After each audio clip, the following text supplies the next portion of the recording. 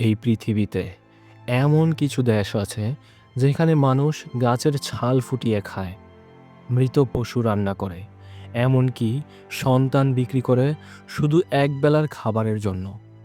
অথচ জাতিসংঘ নীরব, এনজিওগুলো নীরব, আর গণতন্ত্রের গুরু আমেরিকা সবচেয়ে বেশি নীরব।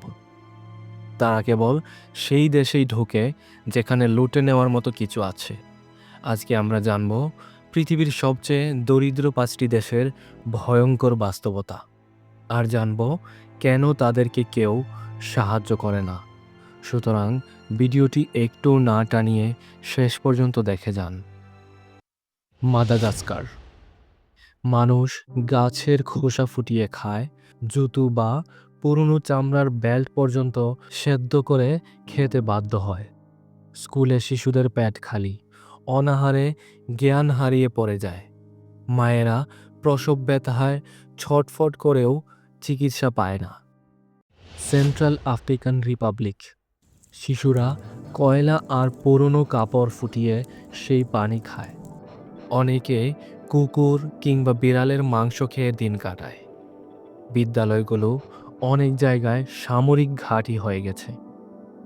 ছাত্রদের বই নয়, হাতে তুলে দেওয়া হয় অস্ত্র, ওষুধ স্বপ্নের মতো, আর চিকিৎসা যেন অলীক কল্পনা। একটি মেয়ে নিজেই নিজের মায়ের লাশ কবর দিয়েছে, কারণ সাহায্য করার মতো কেউ ছিল না। সোমালিয়া। বাজারে বিক্রি হয় পচা মাংস, রাস্তায় পড়ে থাকা মৃত ছাগল বা গরু কিংবা কুকুরের মাংস, যা মাছি পর্যন্ত ফেলে দেয়, সেটুকু খেয়ে বাঁচে মানুষ। নারীরা প্রতিদিন অপহরণের শিকার হয়।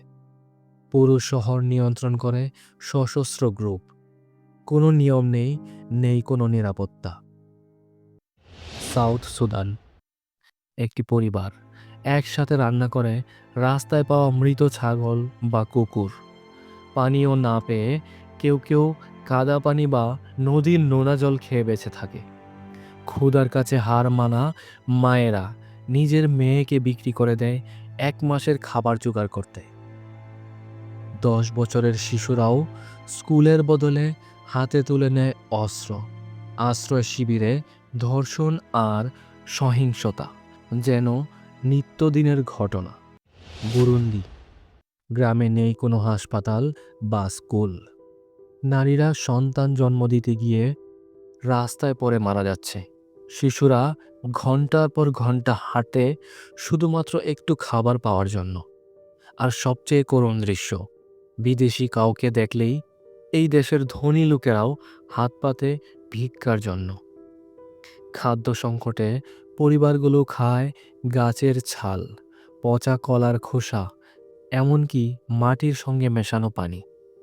প্রতি সপ্তাহে অসংখ্য শিশু অপুষ্টিতে মারা যায়। প্রতিটা জীবনেই এখানে যেন মূল্যহীন। জাতিসংঘ, এনজিও আর ধনী দেশগুলো কোথায়? এরা সেখানেই যায় যেখানে তেল আছে, যেখানে স্বর্ণ আছে, যেখানে সামরিক ঘাঁটি বসানো যায়। বুরুন্ডি, সোমালিয়া, মাদাগাস্কারের মতো দেশে কিছুই নেই, তাই এদের আর্তনাদ শোনার সময় কারো নেই। আর এনজিওগুলো এসব দেশে সহযোগিতা করে না, কারণ এসব দেশ থেকে তারা মুনাফা উঠাতে পারবে না। এদের টার্গেট থাকে উন্নয়নশীল দেশগুলো, যেখান থেকে তারা বড় অঙ্কের মুনাফা নিতে পারবে। এরা মুনাফা ছাড়া ভিক্ষুককে ভিক্ষাও দেয় না। এই দেশগুলোর মানুষদের দোষ একটাই, তারা দরিদ্র। তাদের উপর নেই কোনো মিডিয়ার স্পটলাইট, নেই কোনো শক্তিধর রাষ্ট্রের স্ট্র্যাটেজিক আগ্রহ। একটু ভেবে দেখুন, আমরা এসব মানুষের তুলনায় কতটা ভাগ্যবান। তবু কি আমরা কখনো সন্তুষ্ট থাকি? সৃষ্টিকর্তার শুকরিয়া কি আমরা আদায় করি?